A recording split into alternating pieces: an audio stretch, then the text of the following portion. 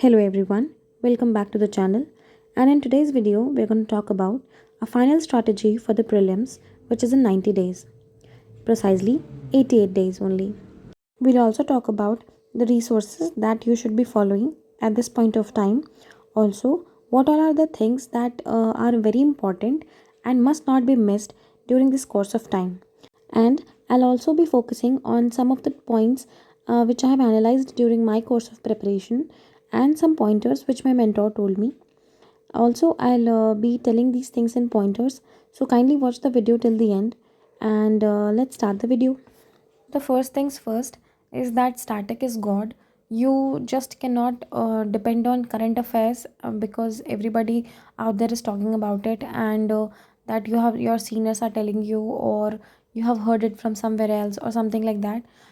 Whoever is preparing for this examination for like 2 years or 3 years, or has at least given an attempt, knows the value of static, because static is something that will give you marks no matter what. If your basics are clear, if your static is good, please focus on that things only.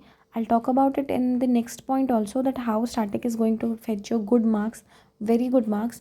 And I know that at this point of time PT 365 is you know released and everybody is running behind it, but it will only give you plus or minus 2 marks. Current affairs are good, but you don't have to put too much time into it. Complete the PTs in very small span of time and follow the 70-30 rule. 70% should be your static, or do it 80-20, because that is the most important thing. And you should not you know solely base yourself on the current affairs, because somewhere or the other it's very dicey and you totally cannot go for it, because you know how important this examination is and how actually it can turn the thing. Also, I'll tell you some extra tips in the next few points, but for now let's look at the second one. Please don't take CSAT as a joke, because CSAT is very important. A lot of people, you might have heard it from people, that IITians also fail in this CSAT because they don't actually focus on it. So this is the right time. If you are preparing for this year's examination, this is the right time to start practicing your CSAT. Focus on maths. You know that some of the topics are very much like repetitive every year. Some of the questions are from those topics, like average, ratio, proportion, profit and loss, percentage, or divisibility. So kindly focus at least on the things that you know. A simple interest is one of the thing, compound interest. So kindly focus on these things which are in your hand, which you have already studied, and you don't need much effort to it. You just need to polish yourself. Also, I've heard a lot of people say that they will focus more on comprehension, because that seems easy to them. But what seems easy is sometimes is not, and sometimes it's very difficult to decipher the idea of the comprehensions. So kindly do not solely focus on those things. Practice things which you can control, like answers are there in front of you which are not confusing.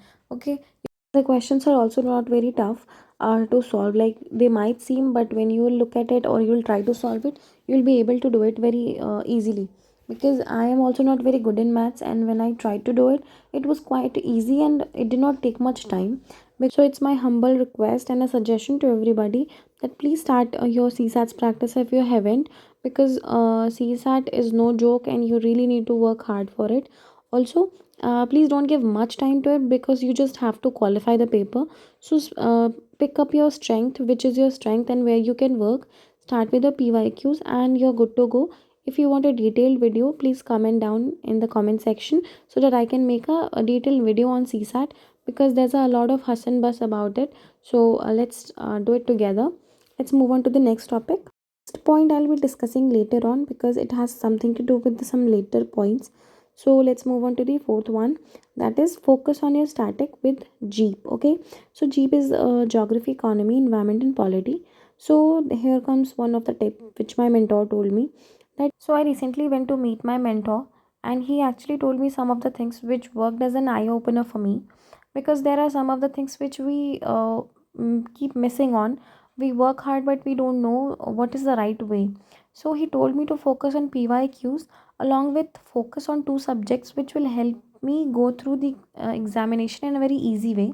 He told me to focus on the static subjects like economy and polity, because because if you look at the PYQs, you will understand that combined these two subjects gives us 30, around 35 questions. I would not say 35, but around 35 plus minus always. So if we get all those questions correct, even if not all those questions, if I get 30, like 30 questions correct out of 35, I'll still be able to make like 60 marks directly. So these subjects are very good and very scoring.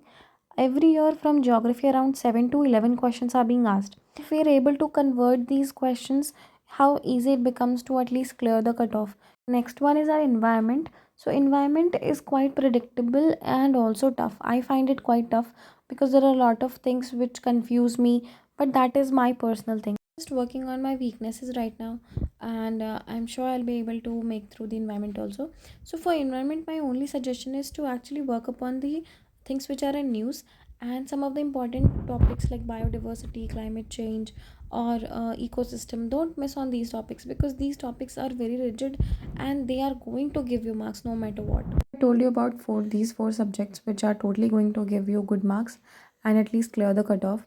And these are not coming from me but from a mentor who has given a lot of time into analyzing all these things and has also cleared the examination. So it becomes important to know the perspectives and learn from it. So the next point we have is our current affairs and PT 365, how relevant they are. So for PT 365, I have a very different view. I only focus on reading the very important ones which are actually going to give me some important points and which are actually going to help me. Like I told you in the previous point about economy, geography, polity, and environment. Okay, so in PT 365, I always tend to focus on environment and economy plus polity because sometimes the things which are in news and polity are going to help you in any way. Like by that, you will be able to understand what kind of topics they are going to ask. Because in polity, if you look at the topics, they are quite rigid. Every year from parliament, one question is being asked. Every year, like they ask from either CVC, CAG. See, these things are in rotation, so you actually understand all these things by PYQs. But for PT 365, you don't have to give a lot of time to it.